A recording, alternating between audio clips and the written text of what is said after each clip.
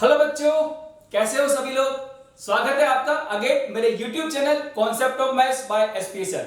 जैसे कि आपने मेरा पिछला वीडियो देखा होगा, उसमें मैंने काफी इंपॉर्टेंट कॉन्सेप्ट आपको बताया था, जिसके अंदर हम आइडेंटिफाई कर सकते हैं चुटकियों में कि फंक्शन का रेंज आर होगा या फिर नहीं होगा। सेम उसी तरह का एक कॉन्सेप्ट मैं यहां पर और लेकर आया हूं इस वीडियो के अंदर। यदि हमारे पास फंक्शन कुछ इस फॉर्मेट में लिखा हुआ है, फंक्शन का फॉर्मेट है यहां पर x minus gamma divided by x minus alpha x minus beta. Concept देखिएगा जरा, यहां पर जो फंक्शन लिखा हुआ है वो बिल्कुल मिलता जुलता है जो हमने लास्ट वीडियो में डिस्कस किया था। वहां पर ऊपर क्वाड्रेटिक एक्सप्रेशन था, नीचे लीनियर एक्सप्रेशन था।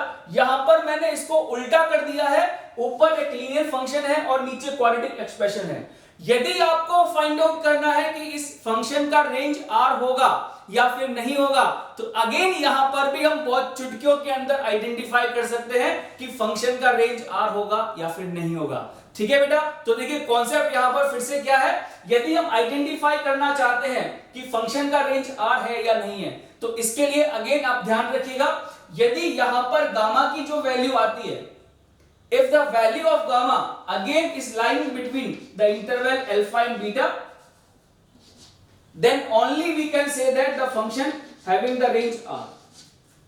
इस फंक्शन की रेंज आपको सिर्फ और सिर्फ तभी मिलेगी जब यहां पर गामा की वैल्यू अल्फा और बीटा के बीच में लाई करेगी। ये ध्यान रखिएगा, यदि गामा की वैल्यू अल्फा और बीटा के बीच में लाई नहीं करती है, तो इसका मतलब फंक्शन की रेंज कभी भी आर नहीं मिलेगी। अगेन आप यहां पर इस तरह के जो क्वेश्चंस होते हैं, इनको बहुत आसानी से चेक करके बता सकते हैं कि फंक्शन की रेंज आर है या फिर नहीं है। जैसे कि आप देख सकते हैं कुछ एग्जांपल्स, फटाफट से चेक कर लें जरा, बताइएगा फंक्शन की रेंज आर मिलेगी या नहीं मिलेगी। x plus 1 divided by x minus 1 x minus 3, हमें चेक करके बताना है जो फंक्शन लिखा हुआ है उसकी रेंज आर है या फिर नहीं है। ठीक है, जरा देखिएगा जरा यहां पर x minus 4 divided by x minus 2 x minus 7।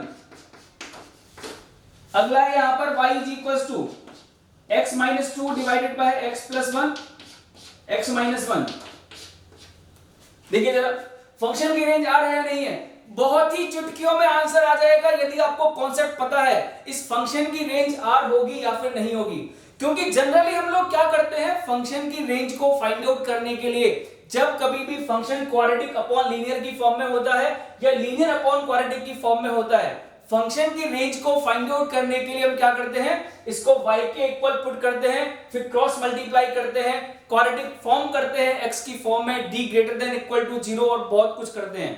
Calculation बहुत बड़ा हो जाता है यदि हम फाइंड आउट करना चाहते हैं कि फंक्शन की रेंज r है या फिर नहीं है। तो यहां पर आप कैलकुलेशन को बहुत इजीली कर सकते हैं, चुटकियों में बिना टाइम को वेस्ट किया फाइंड आउट कर सकते हैं कि फंक्शन का रेंज आर होगा या फिर नहीं होगा। आप देखिए यहां पर जरा गामा की जो वैल्यू दे रखी है, चूंकि गामा की वैल्यू यहां पर अल्फा और बीटा के बीच में लाई नहीं करती है, इसका मतलब फंक्शन का रेंज आर नहीं मिलेगा। यहां पर चेक कर लें जरा, चूंकि यहां पर गामा की जो वैल्यू दे रखी है वो अल्फा और बीटा के बीच में लाई कर रही है, इसलिए यहां पर फंक्शन का रेंज आर हो जाएगा। ठीक है ना। इसी तरह चेक करें जरा, यहां पर गामा की जो वैल्यू आपको दे रखी है, गामा की वैल्यू किस इंटरवल में दे रखी है, अल्फा और बीटा के बीच में नहीं आ रही है।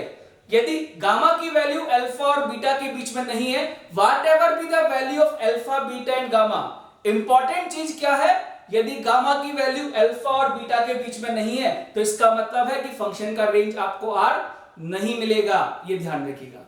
ठीक है बेटा, चलिए थैंक यू।